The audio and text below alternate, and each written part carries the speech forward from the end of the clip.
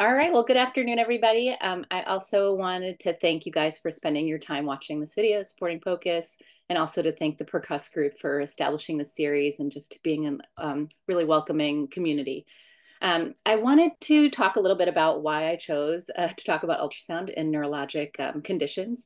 The disclaimer is that I am by no means an expert in neurosonology, nor am I an expert in neurocritical care, but I am an admirer of its use and potential. So I just wanted to be able to share sort of some of the work that's out there and the things that I piqued my interest really.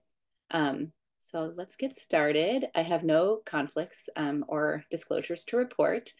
And in terms of the objectives for this, ultrasound techniques, image interpretation, clinical scenarios for three major modalities that we use in NeuroPOCUS. So transcranial Doppler ultrasound, head or cranial ultrasound, and ocular ultrasound. We're really going to focus more on this point of care neurosonography and just kind of briefly touch on some of the literature out there, but really also review the indications, techniques, clinical applications for these exams. And then really just to reinforce that the acquisition of these ultrasound skills and image interpretation really require hands-on practice, supervision, mentorship to gain competency. But really also in the same vein that these are skills that are easily attainable and valuable. So hopefully some of you will get out there and start. So we'll start a little bit with just a brief introduction to neuroultrasound. I mean, really, it's incredible. In 1964, it was really that brain ultrasound that was the first point of care modality used in medical ultrasound. And Bruckner used it to patients by measuring midline shift.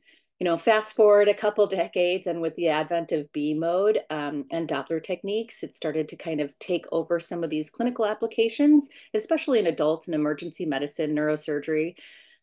They started to use it for diagnostic purposes and management, especially in ischemic strokes, subarachnoid hemorrhage. There's a ton of literature about that, vasospasms associated with it, and ventricular disorder. But then the decades continued, and in the 80s and 90s, advanced imaging came to fruition. So CTs and MRIs soon eclipsed the bedside ultrasound. But really, that reemerged again just recently in the last couple decades, particularly for those who are unable to get advanced imaging, whether they're too unstable or whether their real-time disease process is changing and requires more repetitive and up-to-the-minute imaging to guide clinical management. So in 2022, a joint project by the European Academy, along with some other societies of neurosonology in Europe, had come and to form a NeuroPOCUS group to kind of talk about the indications and applications of NeuroPOCUS. This was exclusively an adult working group, but I think more importantly, it shows that sort of there needs to be more governance with this and sort of more expert panel opinion and so forth. For now, broadly, I'm just going to use the term neurosonography to describe the cranial B mode ultrasound, transcranial Doppler ultrasound, and orbital ultrasound. Before we begin, though, I did want to bring up, and probably something that comes up in a lot of the lectures, is that point of care ultrasound is really very specific and goal directed. So it's asking a very specific question, and I cannot underscore that enough. You know, as opposed to a comprehensive ultrasound, it's just really going to try to capture all. The sonographer also is often should also know the protocol and technical requirements, and that also includes the advantages and limitations of ultrasound compared to other imaging techniques that you're going to use. Again, there's a clear target for specific information that should be set for this exam. And as I had mentioned, that NeuroPOCUS working group in Europe, this is kind of an example of what they've laid out. So here's a good example of just a neuro-specific question, clinical question. Is the intracranial pressure increased? And so you can see by this graphic that you have three different kind of ultrasound modalities. And it kind of goes through the scenario, what probes to use, the technique, and really kind of the skill level that's required and the pitfalls that may appear. And so, as I'd mentioned before, we're going to go through these three modalities in this lecture, and we'll start with the transcranial Doppler. So here is just the two simple schematics of the transcranial Doppler. You guys probably know, but it's a non-invasive technique that assesses blood flow within the intracranial vessels, especially the circle of Willis and the vertebro-basilar system. It was initially introduced into clinical practice in 1980 intracranial vessels, particularly the middle cerebral artery. And they did it at the temporal region where the skull was the thinnest. Of note, even now, about 90% of adults can actually get their cerebral circulation insulated. 10% aren't able to have any acoustic windows, and that percentage is even less in kids. These TCDs do require operator expertise, but there are several training programs that are available, and it is a skill that's easily taught. On the left of the schematic, as you can see, there is a really nice depiction of the cerebral circulation at the Circle of Willis. I don't know if you guys can see my mouse, but at the top, there's the anterior cerebral arteries here. And they start to connect to the middle cerebral arteries. And you can see a branch off of the middle cerebral artery of the ophthalmic artery. And then you start to have these posterior communicating arteries that will basically lead to that sort of singular basilar artery split into the vertebral arteries. And so here we are with one of the transtemporal approaches, and I'll go through that in the next slide. But you can see how you can capture quite a few different areas of circulation through that temporal bone.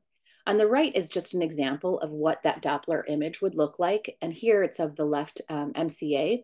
And you'll see that this is an example of normal flow and waveforms.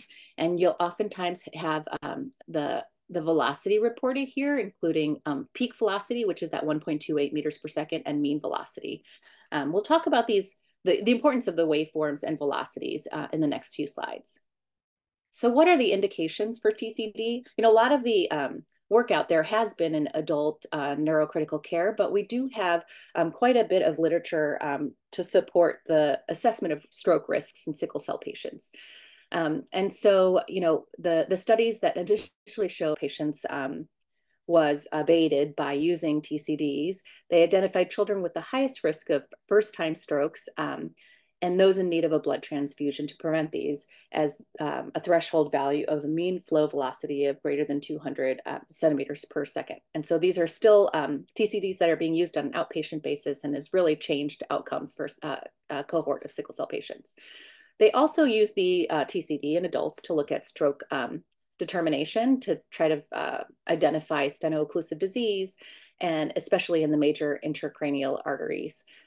They've been used even before and after thrombolytic therapy to look for collateralization, you know, success, and or any kind of vasospasm.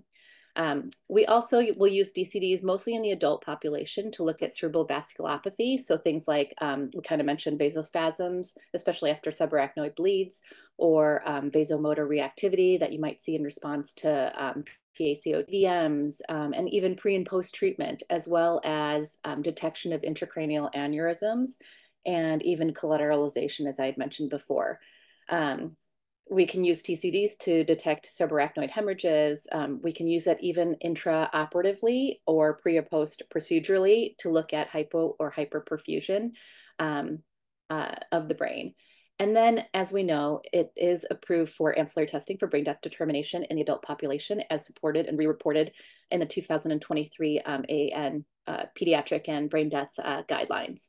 In those guidelines, these pooled sensitivities and specificities are 90% and 98% to detect cerebral circulatory arrest. The data, unfortunately, for TCDs in children is much less robust. Other applications, as we in pediatric research has shown that we can use TCDs to assess intracranial pressure and hydrocephalus. We can use it to assess some patency of sinuses, like the dural venous sinus. We're going to talk about just a couple of these scenarios in the next couple slides. And before we do that, we'll just kind of talk about, like, what are we even looking at? How do we obtain these images? And so here's an example of 3 of the common and naturally occurring acoustic windows. There is a 4th one that I won't talk about in this lecture, but in adults and children, it's important to note, after fontanelle closure, imaging is oftentimes performed with the transducer at any of these 3 sort of naturally occurring acoustic windows. Of course, if the infants have their fontanelles open, we'll use sort of that anterior fontanelle to be able to look at some of that cerebral circulation as well. We use a very low frequency transducer, usually 1 to 3 megahertz, and that's so that the lower end of that frequency allows for sound waves to penetrate bone. So on the left here, we see the window. It's the primary window to look at anterior circulation. So we see, the beam of incidentation will cut across the ACA as well as the MCA, and in some portions, the posterior cerebral arteries as well. And occasionally you'll see the intracranial portion of the internal carotid artery. The transducer here is placed on the temporal bone at the above the zygomatic arch and just anterior to the external auditory canal above the earlobe. And below the sort of picture of what it looks like, you see this color Doppler of, you can almost make out sort of the circle of Willis in the communications. Next to that, in the middle, we have the transforaminal or suboccipital acoustic window. And this one's really where the transducer is sort of placed midline below the occiput and angled cephalad, so that you're able to visualize the vertebral arteries and the basilar artery in the posterior circulation. And then finally, this third view window, and this is where you rest it ever so lightly on the closed eyelid so that you can see the ophthalmic artery and the cavernous portion of the internal carotid artery. Again, these ICA views are oftentimes used to assess stroke risk for adult patients, but certainly we will talk about ocular ultrasound later. And then the fourth window I'd mentioned, but I didn't put up here, is the submandibular window that can evaluate extracranial portions of the ICA. And again, the use in pediatrics is probably less robust. So moving on from that, so being able to obtain these windows are pretty easy, and you can be trained. And Eric and I were mentioning before that a lot of the adult neurointensivists are doing them at the bedside on their own. So I wanted to sort of marry that to what you can see on the Doppler. So the previous slide kind of showed you the color Doppler, and this is an example of the sagittal view or the sagittal plane, and via the sagittal plane. On the right of this image here, you see the cerebral blood flow velocities, as a function of velocity on the y-axis and time on the x-axis. It shows up at this velocity time waveform, and it's not only just the peak velocity that we're looking at, but we also do end up looking at the waveforms, which we'll talk about in a little bit. These blood flow velocities are measured directly from the waveform display, and vary with the angle of inclination. They can vary with vessel diameter. They can even vary with flow and collateral flow. Situations or conditions like fever, anemia, hypertension, elevated PaCO2, and seizures can actually increase your cerebral blood flow velocities, whereas shock or hypocapnia can reduce those velocities. There are actually even demographic, in addition to these physiologic factors, that can influence velocity. So we know that age, sex, and pregnancy are also play a role in this. So at birth, your MCA flow will need 25 centimeters per second and peak at about 100 centimeters per second when you're 4 to 6 years of age.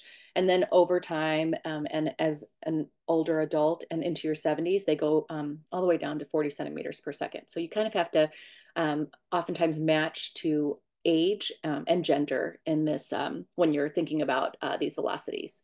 So in this image, you can see, as I'd mentioned, they do mention at this bottom graph, or bottom box rather, this peak systolic velocity of 43 centimeters per second, which is this peak on the right where the S is. And then the end diastolic velocity is sort of at the end of that, right before the rise of the systolic peak. And that's 9.3 centimeters per second.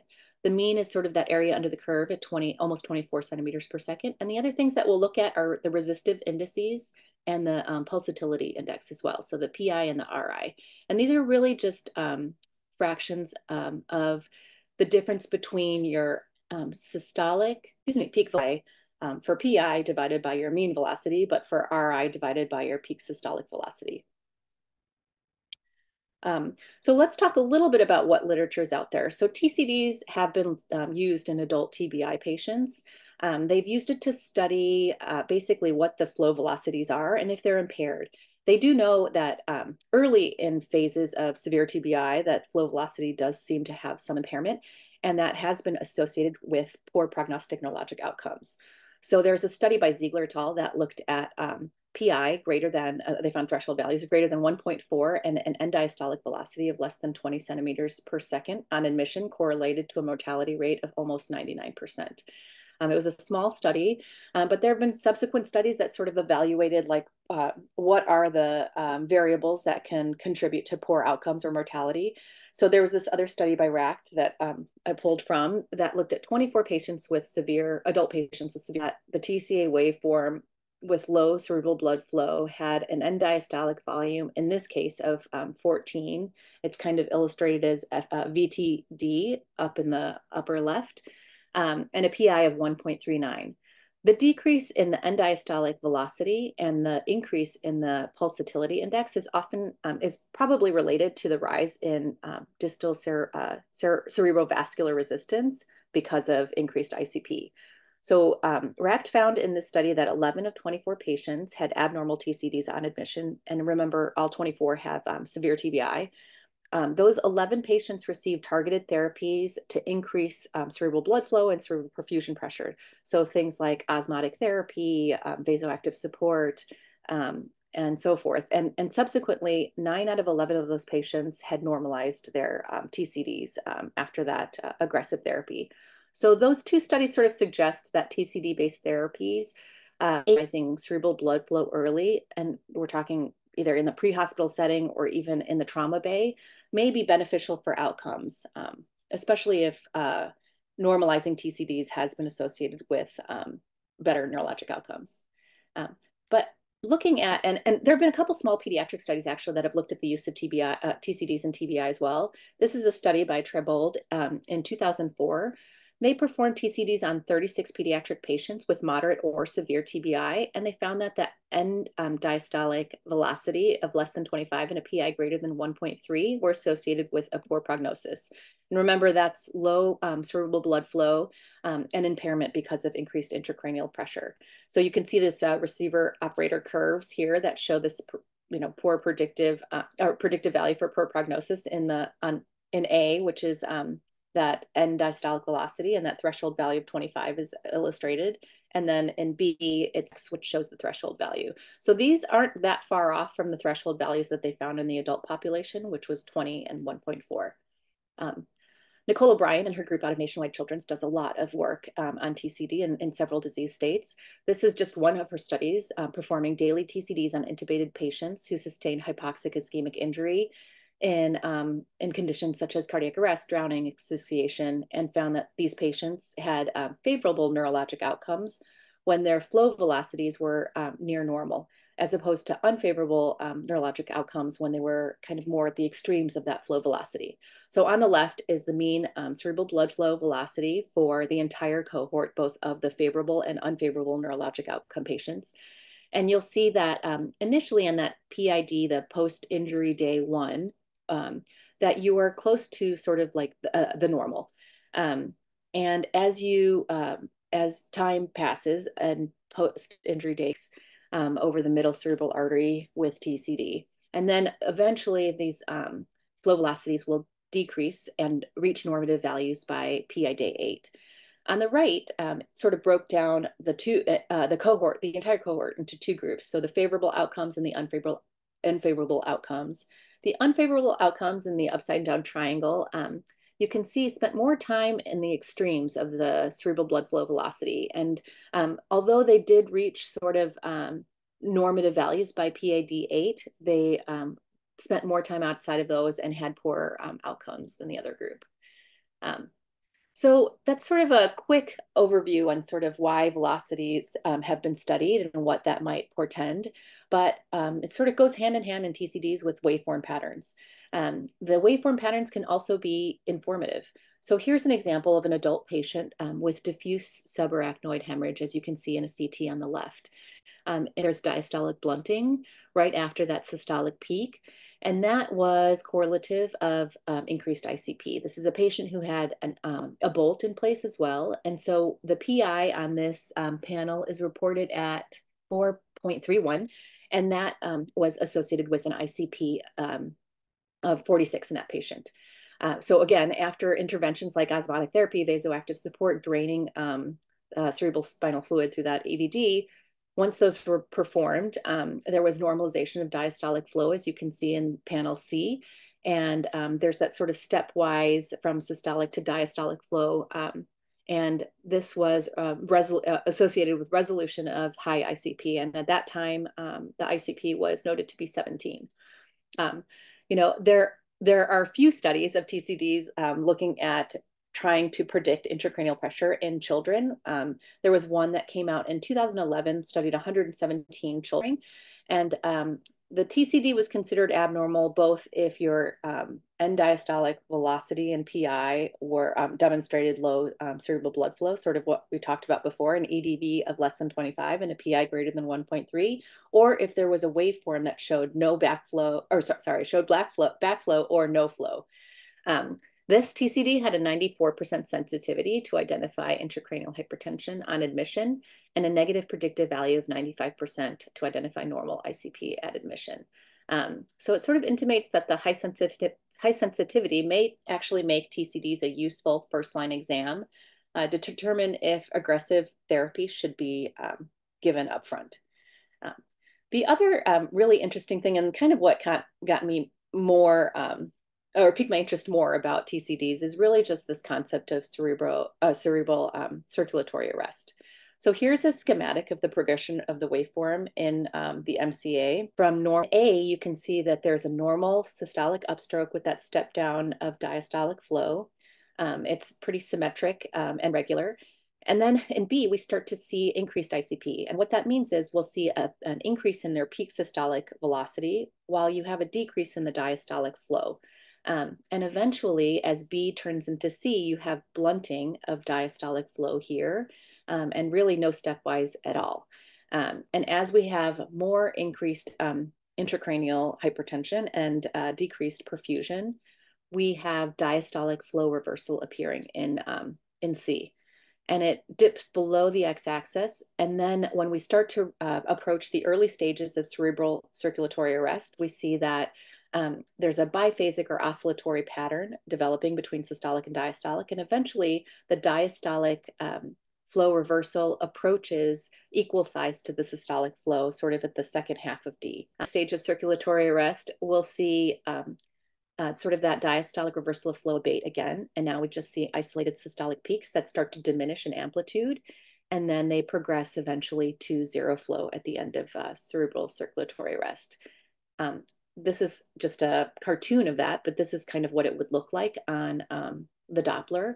And what we'll see here is, as we mentioned, the early stages of CCA where we have decreasing we initially have increasing ICP with decreasing end diastolic velocity, and then the beginning stages in this lower graph where we see bidirectional flow and oscillatory flow. We sort of lose that reversal of flow. Our peak systolics diminish, and then it becomes zero flow. So this has been proven in adult studies and validated, and so they use it as an ancillary study for death by neurologic criteria. But what about in kids? So there was a three that looked at, that was performed over 20 years from 1997 to 2017. There were only 7 pediatric studies with an N of 149 that reported use of TCD for brain death determination or as an ancillary. Of those 7 studies, only 79 patients were really with suspected DNC were taken for the sort of pooled sensitivity. So about 79 patients. So the TCD sensitivity was 91% and the specificity was reported at 88% with very low certainty of evidence. So like high risk of bias and imprecision. In the adult meta-analysis studies, the sensitivity for TCD for brain death determination was 90% for sensitivity, and actually specificity was higher at 98%. So what accounts for the difference in sensitivities between adults and children? So the thought is there might be a lower sensitivity than clinical confirmation of brain death because the blood vessel velocities and waveform patterns really depend on cerebral circulatory arrest, which usually occurs after brainstem dysfunction. So one adult study, for example, showed that serial TCDs that were conducted on patients who were clinically declared brain dead had always resulted in the best sensitivities when they were performed at later and later time points. So despite these things, TCD could still be promising as an ancillary test for determination of brain death. We need to do a couple things though before that can happen, and that would be to really standardize the diagnostic TCD criteria. So which vessels will be evaluated? What waveforms are we looking for? Will it be bilateral or unilateral? Will we include anterior and posterior cerebral circulation so that we can improve the sensitivity. And then again, we'll also need additional studies to improve the certainty in the diagnostic accuracy of TCDs and the thresholds that we need to determine brain death. It's an evolving field with much room for growth and study, and TCD in pediatrics has a lot of important implications and practice recommendations. So much so that there was a work group and an expert panel that came together to talk about sort of the recommendations for TCDs in the PICU. It was published in 2021 with this consensus statement. So if you ever wanted to refer to that. So that was sort of just a brief overview of TCDs. I just wanted to kind of segue into our next neuro modality, which is head or cranial ultrasounds. So we're sort of moving to this next modality. As we know, it's been a useful tool for infants in whom the anterior fontanelle is still open.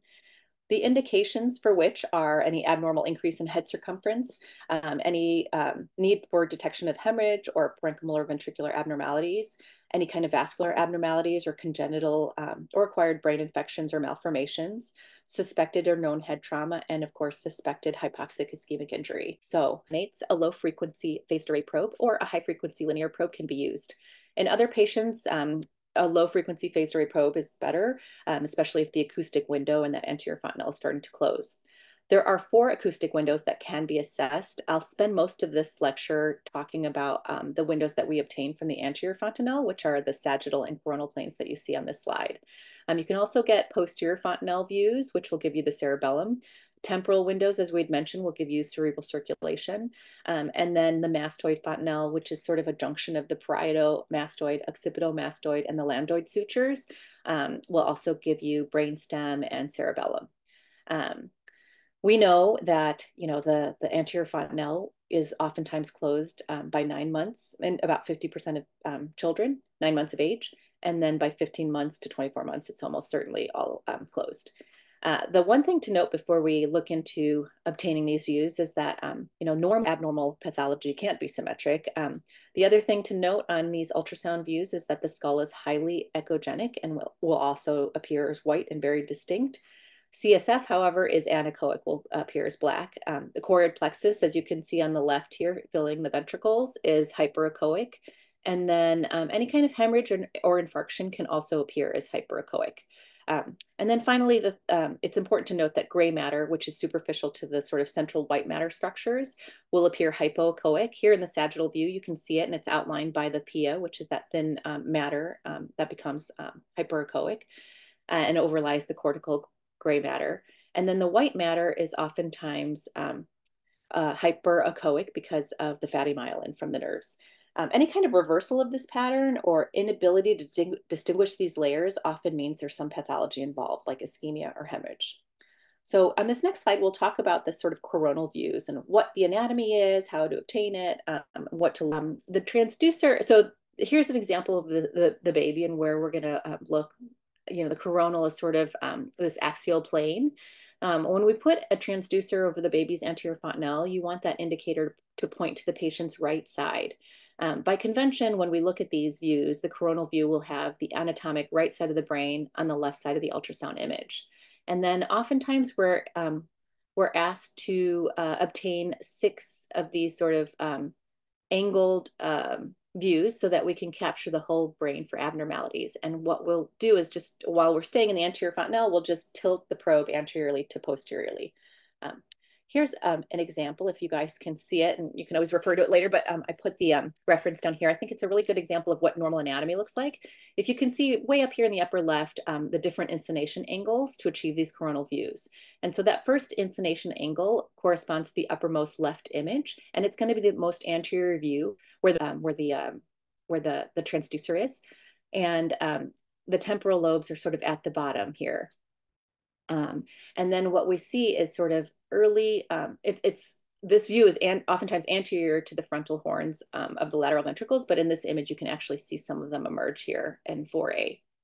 And then as we move more posteriorly in angle, you can see that you get a better view of the lateral ventricles and their contents. And then central structures, such as the caudate nucleus in the second image, and then the thalamus start to appear as you move more posteriorly. And then you can see choroid plexus also appearing in this 1, 2, 3, 4th image.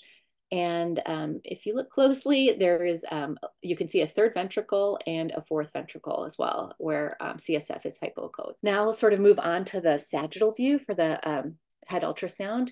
The sagittal view here shows, and what we do is, sorry, we just flip the transducer so that the indicator is now pointing towards the anterior of the baby. And so what we're going to do is capture really 5 images of this patient. And what we'll start with is just obtaining this midline image first, which is number 3, and tilting the probe either left or right to obtain this images at 2 and 4 of the left and right side of the brain. These are images really to look for the lateral ventricle from the anterior horn to the occipital horn. And then finally, you'll tilt the probe even further to get to the parietal temporal lobes at 1 and 5. Again, here's a nice anatomic schematic of what you'll be looking at. In the image on the left, you'll notice important landmarks like the corpus callosum, which I don't know if you can see this number, it's number 5. It's really this sort of C-shaped hypoechoic band of white matter that's seen above this anechoic cavum septum pellucidum. Underneath is going to be our third ventricle, and then the fourth ventricle is this little asterisk down below. And as you move from midline structures to the lateral ventricles, you'll see, for example, in the image on the upper right, that more of the lateral ventricle is in view from 4A here, which is the frontal horn, to the body, to the atrium, and the occipital horn, which is 4C. And then when you scan more laterally at the bottom, as in the image in the bottom, you'll visualize the temporal lobe, which is number 6 here, right by that white arrow, and that arrow, which indicates the level of the sylvian fissure. So now that we sort of know basics on some of what these head ultrasound acoustic windows show, let's talk a little bit about some of the pathology that we might see. So I think we've all taken care of patients who have intraventricular hemorrhages, but this is just a quick review of what you're looking at. So here we see in the left, this, it's confined to this ependymal germinal matrix along that caudothalamic groove, and you can see that in the hyperechoic areas. When you start to enter grade 2, that's when you sort of leave that groove and enter into the lateral ventricles. Grade 2 is oftentimes when you have the bleed in less than half or less than 50% of the lateral ventricles without ventriculomegaly, as we see in this schematic. But when you start to develop ventriculomegaly is when you start to enter into grade 3 IVH. And then when that bleed basically enters into the intraparenchyma, as you see here, with ventriculomegaly, and oftentimes even periventricular infarct, as you see with the red arrow, which is caused by compression of the deep veins, oftentimes by these descended ventricles that have blood. This is sort of when you enter into the grade 4 IVH. But you know, ultrasound isn't only just useful for intraventricular hemorrhages. You can also of subdural hemorrhages, as you can see on ultrasound. This is a coronal view, very close up. And what you'll see is in black here in each hemisphere is a subdural hematoma. It's hypoechoic. You see sort of some cloudiness on this right side here, and that's likely because of hemorrhage. And then the red arrow sort of points to the arachnoid membrane, just as a reference. Other kind of pathology that you can see in a head ultrasound is, as we know, ventriculomegaly. This is just an example of looking at, you know, mild, moderate, and severe versions of ventriculomegaly, whether it's after, you know, post-hemorrhagic hydrocephalus, whether it's after infection. But, you know, ultrasound is very sensitive to picking that up. And then, you know, and sometimes it's also really helpful for evaluating ischemic injury. As we see, you can have a pretty distinct pattern with hypoxic ischemic encephalopathy. So this is an example of a full-term neonate who had abruption, and this first set of images from A to C were taken 2.5 hours after birth. So we see the coronal image in A, the parasagittal image in B, and sort of another version of that, but you know, just a little bit more extension of what we see as what ended up being bilateral symmetric increased echogenicity in the thalami, as you can see in B and A. And really what we're seeing is this emergence of a central pattern of injury in the white matter. And then D is an example of what that looks like as it evolves. This is 12 hours after delivery. The injury is more echogenic. The ventricles are very slit-like due to the edema from central structures. And then E is 24 hours, and F is 48 hours. And then finally, the other view I just wanted to show you can be helpful too, is looking at this arterial stroke in neonates. This is 3 days after birth and shows this peripheral hypergenic hyperechoic rather, foci that's involving the cortex and the subcortical white matter.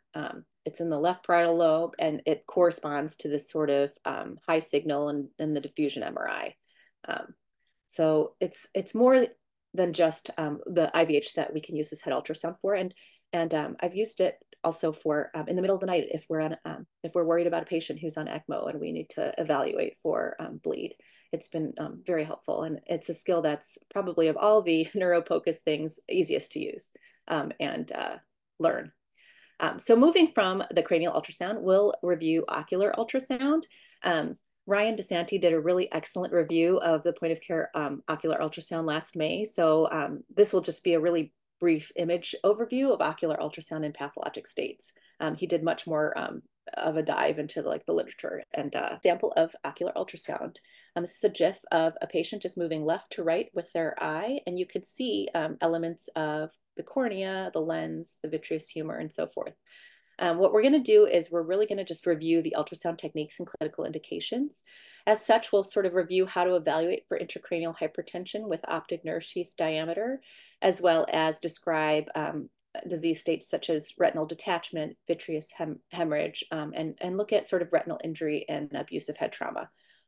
It's important to note this kind of ultrasound is safe for children as long as the sort of ophthalmologic safety mode is employed. What that means is we want to reduce the power, the mechanical index, which is an index of vibration, and thermal index, which is an index of heat, to even below the safety thresholds for patients, especially for infants.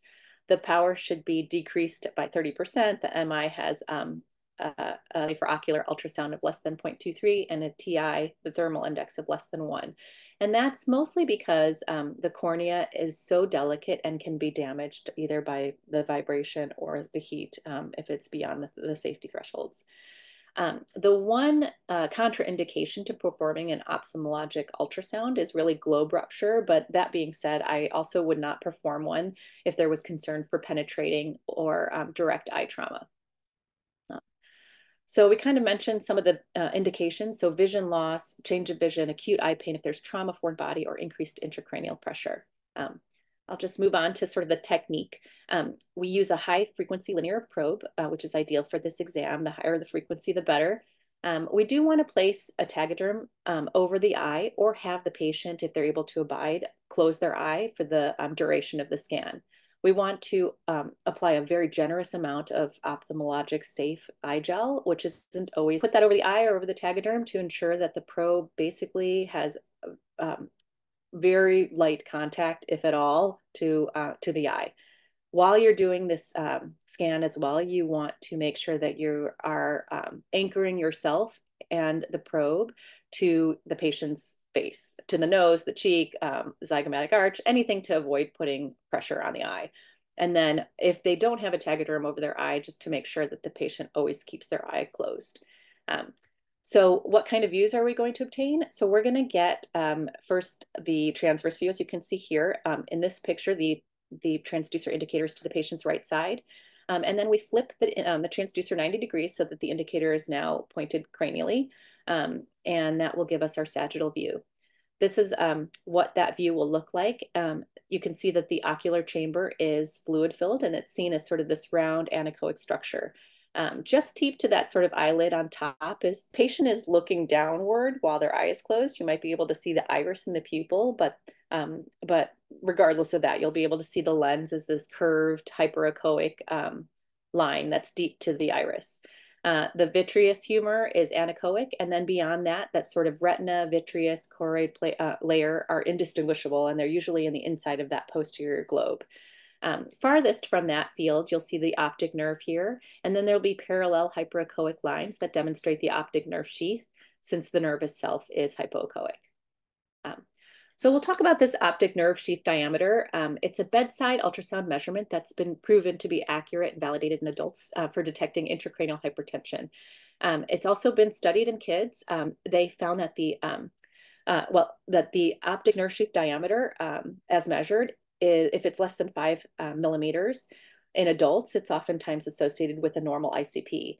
In children greater than 1 year of age, anywhere from 4.5 to 5, less than that is associated with normal ICP. And then infants less than 1 year of age, if their optic nerve sheath diameter is less than 4 millimeters, it's associated with with normal ICP.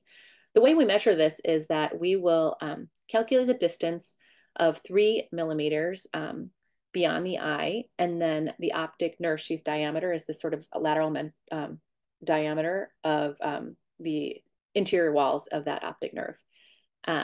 So here on the left, we'll see this is a normal ICP, and then on the image on the right actually shows that there is bulging of the optic nerve disc into the vitreal space here, which kind of indicates papilledema. And then you also have at the same time widening of that optic nerve sheath diameter. So that's an indication of increased ICP in that patient. When we talk about other pathologies, one thing that's been strict studies is this concept of retinal pathology and abusive head trauma.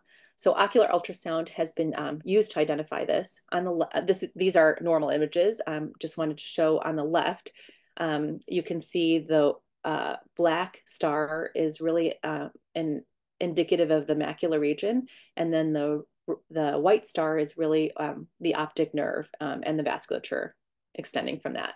On the right is an example of the ultrasound image with the optic nerve attaching posteriorly and shown again by the white star. In abusive head trauma, for example, here is a RET cam in Becky's study that shows a blister of fluid here at the macula, which is the white arrow, and that corresponds to the ocular ultrasound image of that as well. And there's some layering in there. You can see a little bit of cloudiness and debris, and that layering is hemorrhage. And so this process is called macular retinoschisis. And it's been, these green arrows also show blood over the retina that indicate retinal hemorrhages. And you can sort of see what they look like on the ultrasound image as well, sort of protruding into the vitreous humor. Other pathologies that we can see with ultrasound are retinal detachments. Ocular ultrasound can diagnose retinal detachments with sensitivities of 97 to 100% and specificities that range from 83 to 100%. This is an example of a complete retinal detachment. Oftentimes appears as a V shape, as you can see. There's this sort of the retina in the hyperechoic line, but tethered here to the optic nerve. And then other things that can happen on their own or in conjunction to that retinal detachment is this vitreous hemorrhage. Here you can see it appears as echogenic material in the posterior chamber. Acute bleeds can oftentimes look like this, where there are small dots that can swirl in the space. Older or more severe bleeds can organize and even form membranes or layers.